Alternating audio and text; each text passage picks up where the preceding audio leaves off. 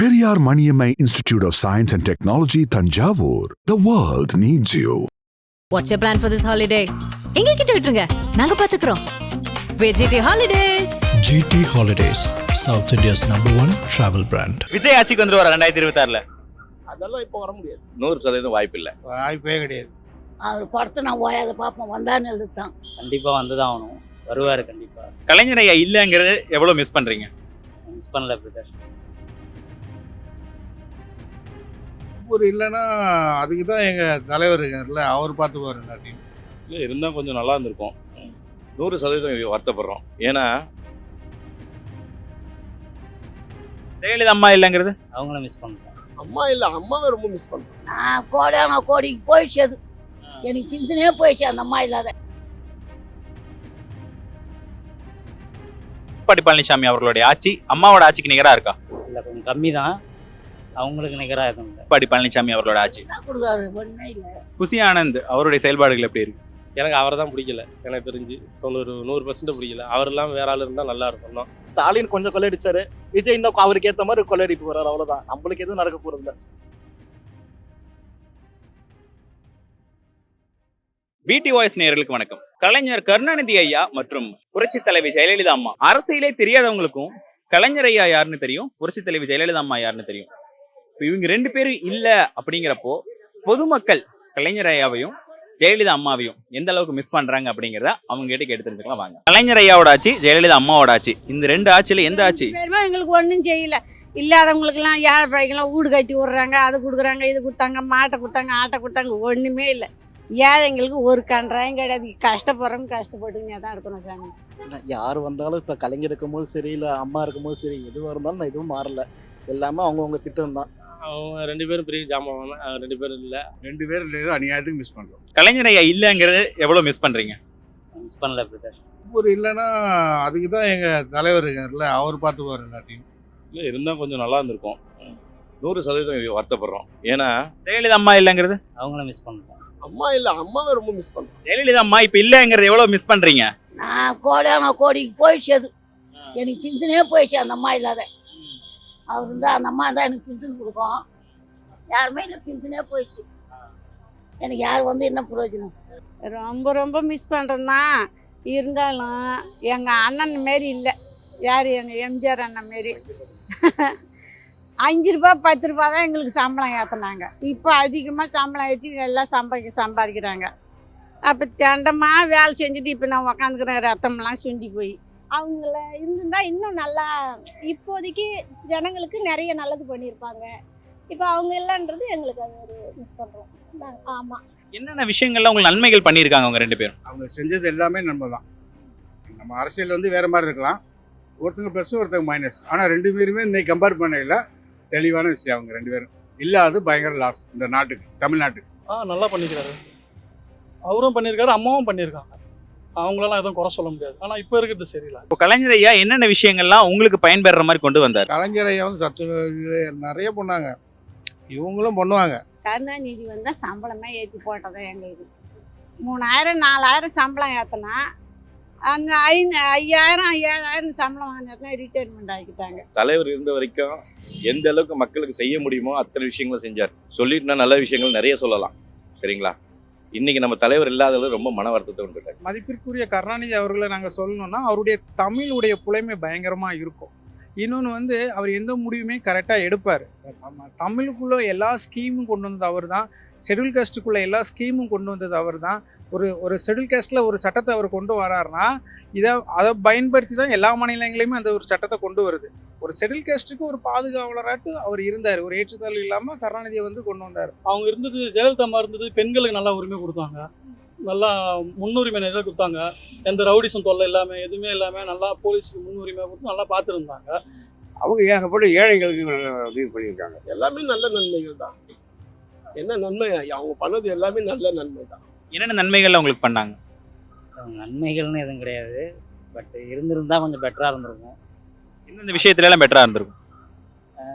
எஜுகேஷனில் plus வந்து விவசாயத்துக்கு இதெல்லாம் நல்லா செஞ்சுருப்பாங்க. அது டிஎம்கேல எனக்கு தெரிஞ்சு அவர், ஏன்னா எங்கள் வீட்டில் எல்லாமே டிஎம்கேக்கு தான் ஓட்டு போடுவாங்க. இருந்தாலுமே எனக்கு ஜெயலலிதா தான் பிடிக்கும். ஆமாம், ஜெயலலிதா அம்மா உடைய ஆட்சியை, ஜெயலலிதா அம்மாவை எந்த அளவுக்கு நீங்க இப்ப மிஸ் பண்றீங்க?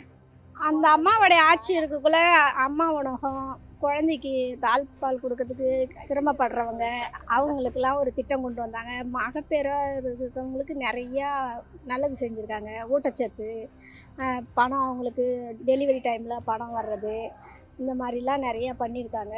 எவ்வளவு விஷயங்கள் உங்களுக்கு பண்ணிருக்காங்க நல்லதெல்லாம், நன்மைகள் எவ்வளவு இருக்குது? தான் வாங்கி கொடுத்துருவாங்க, பென்ஷன் கொடுப்பாங்க, அது போதாதான். ஜெயலலிதா அம்மா ஒரு கிங் லேடின்னு தான் சொல்ல முடியும். அவங்களே மிஸ் பண்ணுறோம். ஆனால் அவங்க இருந்த வரைக்கும் அவங்களும் செஞ்சுருக்காங்க, செய்யலைன்னு சொல்ல முடியாது. நீங்கள் அம்மையாரை எடுத்துக்கிட்டோன்னா அவங்கள்ட்ட ஒரு போல்டுனஸ் இருக்கும். எப்போவுமே யாருக்குமே எதுவுமே பயப்பட மாட்டாங்க. நீங்கள் எப்படின்னா ஒரு சிறந்த பெண்களில் நீங்கள் என்ன கேட்டால் பொலிட்டிக்கலில் ஒரு 4-5 பேர் இருப்பாங்க. மேற்குவங்க முதல்வர் மம்தா பானர்ஜி இருப்பாங்க, மாயாவதி இருப்பாங்க. இவங்களுக்கு எல்லாமே லெஜெண்டாக ஒருத்தவங்க இருப்பாங்கன்னா அம்மையார் இருப்பாங்க. அவங்க வந்தாலே ஒரு பொண்ணுக்கு இவ்வளோ தைரியம் இருக்குது. ஒரு பொண்ணுனா அடிமைத்தனமாக தான் இருக்கணும். ஒரு பொண்ணுனா அரசியலில் வரக்கூடாது. ஒரு பொண்ணுனா வீட்டுக்குள்ளே 4 செவத்துக்குள்ளே தான் அடைஞ்சிருக்கணும். எல்லாத்தையும் தாண்டி எப்படி இந்த உலகத்தில் ஆண்களும் பெண்களும் சமமாக படைக்கப்பட்டாங்களோ அதில் ஒரு பொண்ணுனா இவ்வளோ ஒரு அரசியலில் இவ்வளோ டேலண்டாக இருக்கணும், எல்லாருமே அவங்க முன்னாடி இப்படி தான் இருக்கணும், ஒரு லாஜிக்கை கொண்டு வந்தது அம்மையார். அவங்க இருக்கும்போது இதெல்லாம் சரியா இருந்துச்சு, இப்போ இதெல்லாம் சரியா இல்லைன்னு சொல்லுவீங்க? அவங்க இருக்கும்போது ஃபர்ஸ்ட் ஆஃப் ஆல் சட்ட ஒழுங்கு ஒழுங்காக இருந்தது. எங்கேயுமே கொலை, திருட்டு, கற்பழிப்பெல்லாம் இல்லாமல் இருந்தது. இது அப்படியே இது டபுள் ஆகிடுச்சு. கலைஞரையா இருக்கிற வரைக்கும் அவரும் நல்லா தான் பார்த்துருந்தாரு. அதுக்கப்புறம் பெருசாக இப்போ அவங்க 2 பேரும் இல்லாதனால எதுவுமே ஆட்சி சரியா இல்லை. சட்ட ஒழுங்கு சரியா இல்லைங்கிறீங்களா? ஆமாம். கலைஞர் ஐயாக்கு அப்புறமா ஸ்டாலின் ஐயா, ஜெயலலிதா அம்மாவுக்கு அப்புறமா இப்போ எடப்பாடி பழனிசாமி அவர்கள், இவங்க 2 பேர்த்தினால அந்த 2 பேரும் ஆளுமைகளுக்கு நிகராக செயல்பட முடியுதா? இல்லை, நிகர இல்லை. எடப்பாடி பழனிசாமி அவர்களுடைய ஆட்சி அம்மாவோட ஆட்சிக்கு நிகராக இருக்கா? இல்லை, கொஞ்சம் கம்மி தான். அவங்களுக்கு நிகராக இருக்கும் எடப்பாடி பழனிசாமி அவர்களோட ஆட்சி கொடுக்காது, ஒன்றுமே இல்லை. அவரு அவங்களுடைய வழியில் அவங்க என்னென்ன திட்டங்கள் கொண்டு வந்தாங்களோ அதை வழி நடத்தின்னு தான் வந்தார். அதை மேற்கொண்டு இன்னும் வளர்கிறதுக்கு யாரும் ஒத்துழைப்பு அவங்களுக்கு கொடுக்கல. அதான் நிகராக இருக்க அவருடைய கொள்கை சரியில்லை, கூட்டணி சரியில்லை. அவர் தனியாக கூட ஓரளவு வந்துடலாம். அவர் மோடி சேர்க்கறதால கொஞ்சம் கஷ்டம் தான் வருது. ஸ்டாலின் ஐயாவுடைய ஆட்சி கலைஞர் ஐயாவுடைய ஆட்சிக்கு நிகராக இருக்கா? நிகராக இருக்குன்னு சொல்ல முடியாது. ஆனால் கிட்ட வந்துட்டாங்க. இன்னும் அடுத்த வாட்டினா நல்லா வருவாங்க. சேஞ்ச் ஆகுதுங்களா? டைம் டு டைம் என்ன டெவலப்மெண்ட்ஸ் நடக்குமோ அது எல்லாமே நடந்துட்டு தான் இருக்கு. இல்லைண்ணா, ஆக்சுவலாக எப்படின்னா கலைஞர் டைம் அவங்க நிறையா ஸ்கீம்ஸ் நிறைய வந்துச்சு. இப்போ வர ஸ்கீம்ஸ் எல்லாமே எப்படின்னா இப்போ தேர்தலுக்கு 1 வருஷம் முன்னாடி 2 வருஷம் முன்னாடி வருது. ஏதோ நம்ம எல்லாத்தையும் மறக்கிற மாதிரி இருக்கு. அதுக்காக மட்டும்தான் ஸ்கீம்ஸ் கொண்டு வர மாதிரி, மற்றபடி வேறு எதுவுமே புதுசாக எதுவுமே வந்த மாதிரி இல்லை. பண்ணுறாங்க, நிறையா பண்ணுறாங்க. அது மக்களுக்கு எடுத்து சொல்ல இந்த கீழே அடிமட்டவங்களுக்கு எடுத்து இந்த கவுன்சிலர் அவங்கன்னா தான் தவறாக இது பண்ணுறது. அவங்க மேலிடத்தில் நல்லா தான் பண்ணுறாங்க. 2026 திருப்பி திமுக ஆட்சிக்கு வருமா? எனக்கு தெரிஞ்சு வரக்கூடாது, வராது. 2026 திமுக ஆட்சிக்கு திருப்பி வந்துருமா? கண்டிப்பாக ஏழை வேணா விஜய் ஆட்சிக்கு வந்துருவாரா 2026? அதெல்லாம் இப்போ வர முடியாது. 100% வாய்ப்பு இல்லை, வாய்ப்பே கிடையாது. அவர் படத்தை நான் ஓயாத பார்ப்போம், வந்தான்னு எழுதுதான். கண்டிப்பாக வந்து தான் ஆகணும், வருவார் கண்டிப்பாக. அப்படிதான் இருக்கு, நடந்தால் நல்லது தான். நம்பிக்கை இருக்கு. ஆட்சி பிடிக்கிறது டவுட்டு தான். பட் ஆனால் அவர் ஒரு ஸ்டாண்டர்ட் வந்துடும். நீங்க விஜய் ஓட்டு போடுவீங்களா? கண்டிப்பாக ஓட்டு போடுவோம். ஓட்டுவேன். பரம்பரை ஏடிஎம்கே தான் நான். இருந்தாலும் விஜய்க்கு இந்த டீம் ஆதரவு கொடுப்பேன். நீங்க ஓட்டு போடுவீங்களா விஜய்க்கு? போடுவேன், கட்டாயம் போடுவேன். கண்டிப்பாக. ஆமாம், இவ்வளோ நாள் சீமான் போட்டுருந்தேன், இப்போ அவருக்கு போடுவேன். 2026 கண்டிப்பா சிஎம் ஆக முடியாதா? 100% பண்ணவே முடியாது. யாராலும் அப்படிப்பட்ட விஜயகாந்தாலே பண்ண முடியல போது விஜயால என்ன பண்ண வாய்ப்பு ரொம்ப கம்மி இல்லை. எல்லாம் சின்ன பசங்க எத்தனை பேர் போடுவாங்க, எல்லாம் டீனேஜில் தானே. என்ன இருக்குது அவருக்கு, என்ன திறமை இருக்குது சொல்ல நீங்கள்? நடிப்பு திறமை இருக்குது அவருக்கு, நடிப்பில் தான் இருக்குது. மக்களுக்கெல்லாம் அவர்கள் என்ன பண்ண முடியும்?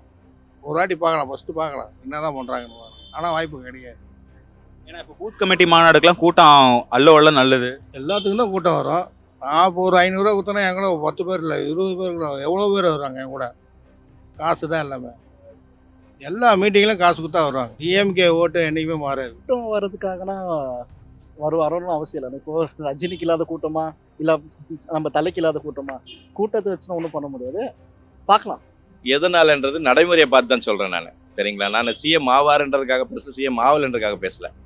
இன்றைக்கி என்ன நடைமுறை, எல்லாருமே ஒரே மாதிரி இருந்துட முடியாது, எல்லாருமே சிஎம் ஆகிட முடியாது. யாருக்கா உண்மையா இல்லையா? சிஎம்னா அது ஒருத்தர் தான், நம்ம தளபதி மு.க. ஸ்டாலின் தான். சரிங்களா? எதனால விஜய்? இப்போ இருக்கிற ஆட்சி எதுவுமே சரியில்லை. விஜய் வந்தாக்க ஏதாவது பண்ணுவார், கண்டிப்பாக பண்ணுவார். மாறி 2 பேருக்கும் ஓட்டு போட்டு இதாயிருச்சு. நெக்ஸ்ட் டைம் ஒரு ப்ரெஸ்ஸாக ஒரு ஆள் வரலான்னு ஒரு இது இருக்குது. நம்மளுடைய வாக்குகளை விஜய்க்கு தான் பகிர்ந்து போக போகுது. கண்டிப்பாக 25% 40% போகும் அவருக்கு. ஏன்னா இளைஞர்கள் பூரா அந்த போகும். ஒரு அறிவு சார்ந்த மக்கள் வந்து கண்டிப்பா வந்து சீமானத்தையும் போடுவாங்க. சீமானுக்கு மேல விஜய் தான். இப்போ டிஎம்கே அடுத்து ஏடிஎம்கே எதுவுமே கிடையாது, விஜயோட தான். ஸோ ஸ்டாண்டர்டாக அவர் மெயின்டைன் பண்ணுவார். மேபி இந்த டைம்லாம் நெக்ஸ்ட் 5 இயர்ஸ்க்கு அப்புறம் ஷுவராக விஜய் வரதுக்கான சான்ஸ். பெரியார் மாதிரி அவர் ஆட்சி பிடிச்சிடலாம் நினைக்கிறாரு. 10 வருஷம் இவங்க கூட போராடினா தான் அவருக்கே அரசியல் கற்றுக்க முடியும். ஃபர்ஸ்ட் எடுத்தோன்னே பண்ண முடியாது சார். அவர் இருக்கும்போது வேற காலகட்டம். இப்போ மீடியாலாம் வந்துச்சு. இவர் என்ன தப்பு பண்ணாலும் ஒரு நிமிஷத்தில் வெளியே வரும். எம்ஜிஆர் காலத்துலாம் அப்படியெல்லாம் இல்லைல்ல. எம்ஜிஆர் அவருடைய பாதையை விஜய் அவர்களும் ஃபாலோ பண்ணணும்னு நினைக்கிறாரு. அது எம்ஜிஆர் கிடைச்ச வெற்றி விஜய் கிடைக்கும்னு நினைக்கிறீங்களா? எம்ஜிஆர் செஞ்சதெல்லாம் விஜய் செய்யல. அவர் செய்யறது யாராலையும் செய்ய முடியாது. அதுதான் உண்மை. எம்ஜிஆர் ஜெயிச்சார் இல்லையா, சினிமால இருந்து அரசியலுக்கு வந்தார் இல்லையா, விஜய் அந்த மாதிரி வரணும்னு ஆசைப்படுறாரு, வந்துருவாரா? நல்லது தான். நல்லது பண்ணுவாரு. ஆமாம் ஆமாம் பண்ணுவார். உங்களுக்கு விஜய் பிடிக்குமா? எனக்கு விஜய் நிறைய பிடிக்கும். அரசியல்வாதியா பிடிக்குமா? அரசியல்வாதியாக வந்தால் இன்னும் நிறைய பிடிக்கும். ஏன்னா அடுத்த முயற்சி வேணும் இல்லை. ஒரு காலத்தில் எம்ஜிஆர் அப்படி தான் சொன்னாங்க, மாறினாரு. இன்னைக்கு வரை இப்போ கிட்டத்தட்ட 40 வருஷம் ஆச்சு இல்லையா, இன்னைக்கு வரை எம்ஜிஆர் பற்றி பேசாத மக்களே இல்லை. இன்னைக்கு கூட பார்த்தா அதுதான். எம்ஜிஆர் எப்படி சினிமா ஸ்டாரில் வந்து நல்லது செஞ்சாரோ ஓரளவு முக்கால்வாசி நல்லது செய்வார் நம்பிக்கை இருக்குது. எம்ஜிஆர் அவருடைய வெற்றி வந்து விஜய்க்கும் கிடைக்கும் நம்புறீங்க? முக்கால்வாசி கிடைக்கும். குஷி ஆனந்த் அவருடைய செயல்பாடுகள் எப்படி இருக்கு? எனக்கு அவரை தான் பிடிக்கல. எனக்கு தெரிஞ்சு 100% பிடிக்கல. அவர் இல்லாமல் வேற ஆள் இருந்தால் நல்லா இருக்கும் தான். ஒன்றும் கிளிக்கல. இப்போ யார் வந்து என்ன கிளிக்க போறாங்க சொல்லுங்க? விஜய் வந்தாலுமே என்ன பண்ண போறாரு? இவரு என்ன இப்போ ஸ்டாலின் கொஞ்சம் கொள்ளையடிச்சாரு, விஜய் இன்னும் அவருக்கு ஏற்ற மாதிரி கொள்ளையடிப்பு போறாரு, அவ்வளவுதான். நம்மளுக்கு எதுவும் நடக்க போறது இல்லை. மக்களுடைய கருத்து என்னவா இருக்கு அப்படிங்கறத நீங்க பார்த்திருந்தீங்க. நீங்க உங்களுடைய கருத்துக்களை கமெண்ட் பாக்ஸ்ல பதிவு பண்ணுங்க. மறக்காம சேனலை சப்ஸ்கிரைப் பண்ணுங்க, பெல் பட்டனை கிளிக் பண்ணுங்க. இது ஸ்டார்ட் சைனிங் அப்புறம் விஜய் கார்த்திக்.